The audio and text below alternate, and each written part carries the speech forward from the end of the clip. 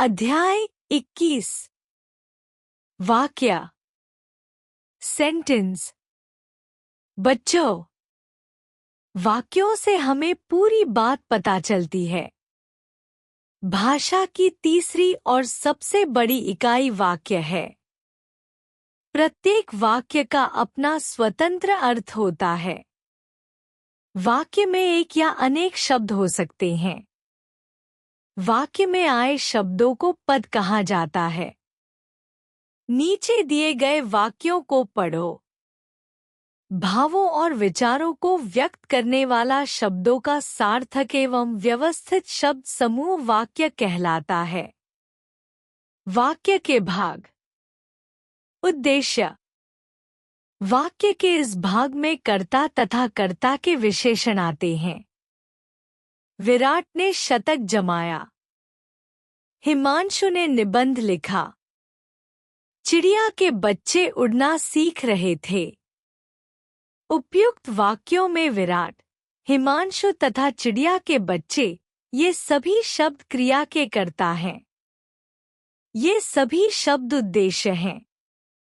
वाक्य में जिसके विषय में कुछ कहा जाता है उसे उद्देश्य कहते हैं।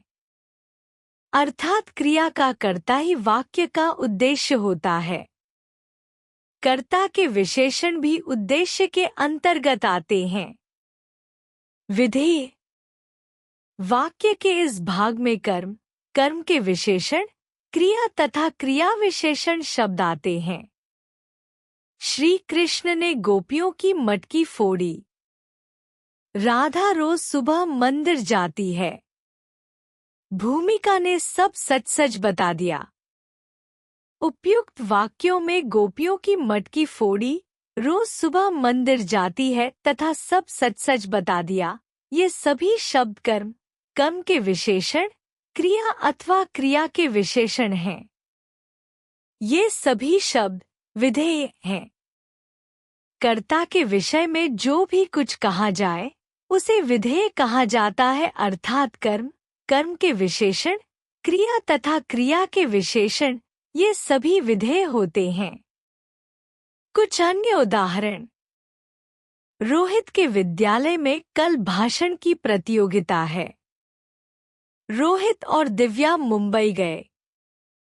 हमने बस ड्राइवर को धन्यवाद कहा। बुलबुल ने अपनी गुड़िया की शादी खूब धूमधाम से की। हमने जाना। भावों और विचारों को व्यक्त करने वाला शब्दों का सार्थक एवं व्यवस्थित समूह वाक्य कहलाता है।